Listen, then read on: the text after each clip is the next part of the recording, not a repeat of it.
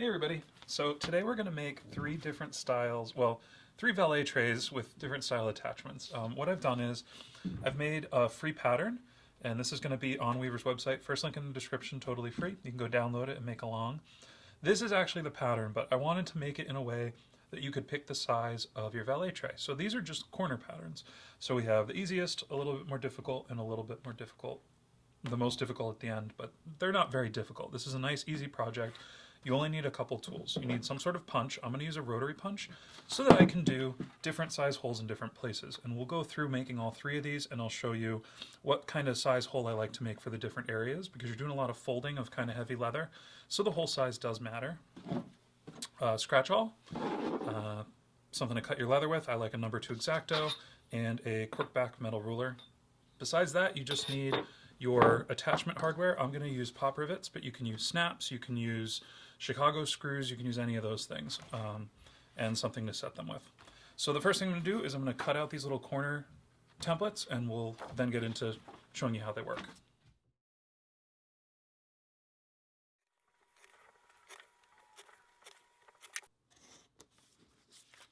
So we have our three little corner patterns here. Now this is the first one. This is just simply 2 holes that we're going to put in each corner, and then we're going to rivet those together. So what I'm going to do is, with the holes facing sort of out, I'm just going to poke the holes with my awl. You don't need to punch the hole the size that it's on the pattern. It's all going to depend on what sort of trim you're using. So if you're using snaps, you want to measure out the snap and use the appropriate size hole for that. Some people will use the nautical shackle things. You want to measure that out, you know. So I'm going to be using a much smaller hole than is on the pattern because pop rivets are pretty tiny. And I like to do the smallest hole possible so that my rivet cap has as much leather to squeeze together as it can.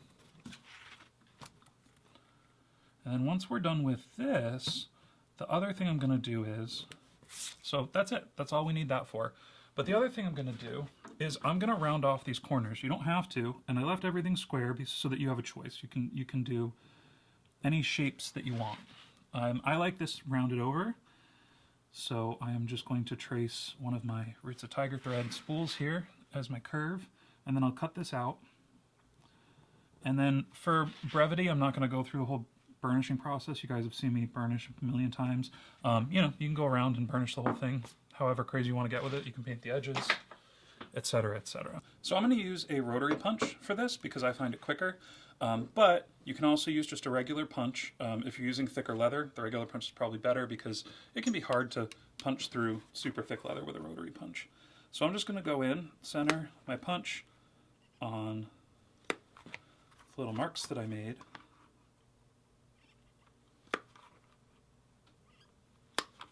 and just punch all of them out. You can have the grain facing up or down. I like to have the grain facing up, meaning that when the valet tray is put together, you're looking at the nice grain of the leather, and it'll also pick up the patina of putting things in and out of it, since it is a tray that we're going to be storing things in. With this first design, all we're going to do is go through and pinch the corners. You can wet mold this if you're using very thick leather, and we're going to put I'm going to do pop rivets, like I said, but whatever you're going to do, and that's pretty much it. We're going to go around and do that on all 4 corners, creating a nice little leather valet tray. So the only thing to note if you're doing a permanent attachment like this is that you want this corner, you want the edges to be even when you install the rivet.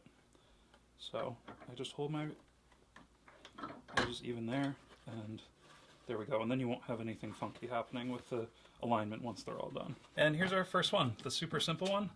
And it was just that. So once you have this all together, you're going to probably have to, you know, just bend it a little bit, get it all shaped out. And as you use it, or whoever uses it that you're making it for, it'll of course break in and sit nice and flat. It's just kind of the nature of this one, unless you wet mold it. Okay, so the next one we're going to do is this guy. Has a single cut in it, but it's not diagonal on the pattern like the last one. And what I'm going to do is I'm going to go in and I'm actually going to cut this line. So when we lay this out, you have a couple ways you can do this. If you want it to be, so basically what's going to happen is one flap is going to overlap the other. So if you want the tray to be symmetrical, you want to have your slot facing the same direction on both sides. If you want it to be kind of like a pinwheel pattern where one folds over here, then one folds over here, and there's one fold on each side, then what you're going to do is keep your pattern facing the same way, rotate your piece 90 degrees, and do it like that. I'm going to do the symmetrical one. No reason why. Actually, you know what? Let's do the pinwheel one. So I'm going to keep my pattern facing the same direction and rotate my piece of leather 90 degrees. And I'm just going to do that on all four. I feel like if you were going to do this, because these patterns work on pretty much any shape, any size you want, maybe rectangle would make sense to do both symmetrical one and a square. The pinwheel would look nice. So let's see how that goes. And I'm just poking the two holes on the sides and then poking a hole and dragging along to make my line. But with this pattern, because we're folding one piece over the other, this is a kind of a tight corner if you're using thicker leather like this 6-7 ounce. So I'm going to use the biggest hole on my rotary punch, which I believe is about a 3/16 of an inch. And that'll just give us a little bit more wiggle room when we go to fold all this stuff. See how much bigger? Well, I'll show you how much bigger it is compared to the holes I'm going to punch for our rivets after we do that. So you can see that I'm using a much bigger hole at the end of my line that I'm going to cut than I am for the two holes for my rivet itself. And that'll just give us a little bit more flexibility when we're folding all this together.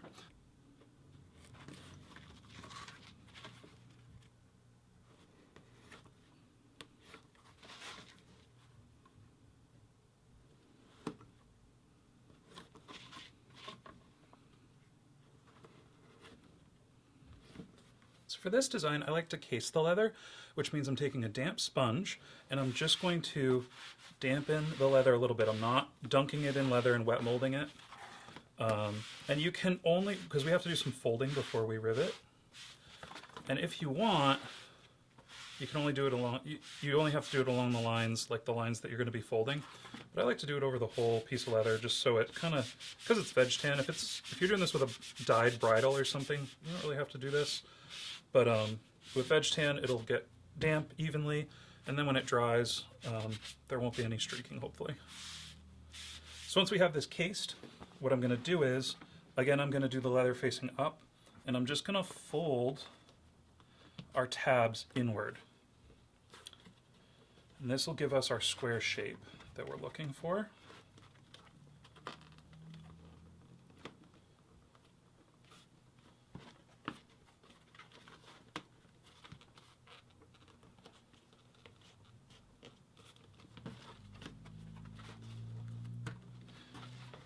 And so the way that this works is that our little tab is going to fold around the corner, and that one's going to fold around there, and we're going to create our tray that way.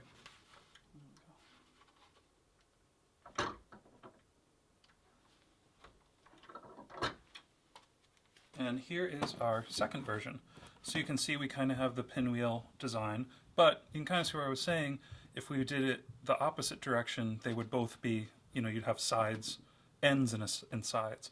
Now the one thing you can do with this that I didn't do, I left everything is straight. So if you want to customize it, you can.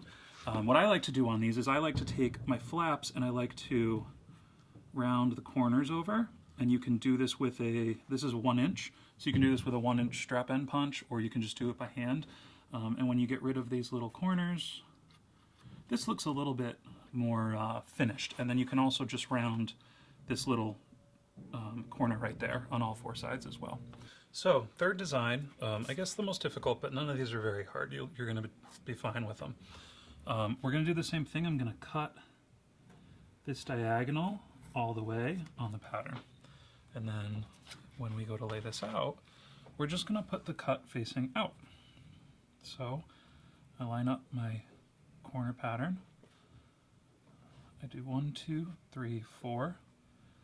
I punch and then I drag. And that gives us our layout for the whole corner. And when we punch our holes, we're going to do the same thing as we did on the last one. I'm going to do a much bigger hole on the inside of our slot that we're going to cut to give us room to do our bending. That really helps. And then I'm going to punch the rivet holes a lot smaller. Now I'm going to try to get away with, because we're doing 2 rivet holes per side, 2 rivets per side here, I am going to attempt, and I don't know if these are long enough, so I can go back and repunch if I need to. I have these little tiny 1/4 inch pop rivets, and I think it would be really neat to have just little tiny rivets in the corners because there's going to be 2 of them. So I'm going to punch the smallest hole, the second smallest hole, try in hopes that I can get those to work. I don't know if I can though, I think it might be too thick, but we're going to give it a go.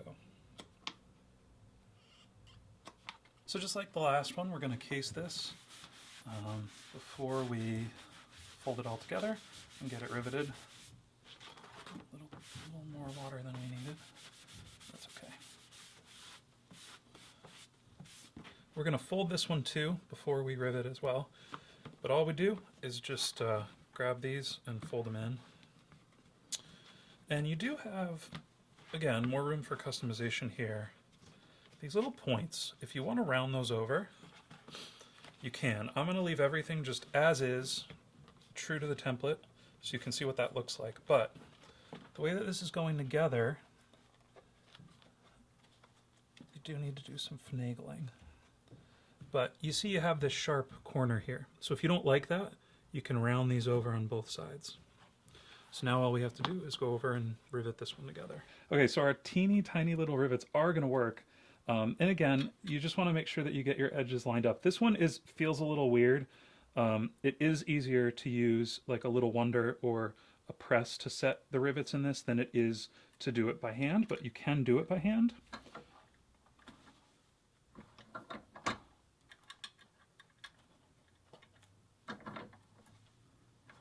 There we go. I just really like the look of the smaller rivets when you're doing 2 of them. And here we go. So this is like the most complicated one, but it's not super complicated. I would just say use your smaller rivets. And then what I also do is once I get these done, it's still, the leather's kind of cased still, so you can kind of grab the rivets and kind of bend these corners to get yourself nice and square. Well, you're not going to be nice and square, but you know, get the shape going. And that's pretty much it. So here we go. Remember, we have these. These are just free on Weaver's website. It'll be the first link in the description. And here's our finished pieces. So we have our simple one, our kind of more medium, and the hardest of the bunch. Now remember, when I say hard and medium, this is all pretty simple stuff. The whole point of these is just have a nice simple project that if you want to do tooling, or you can do lined versions of these, or Mez does basically this design, and it's like $500.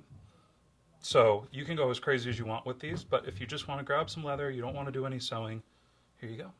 And so that's going to be it. Thank you guys so much for watching, and we'll see you in the next one.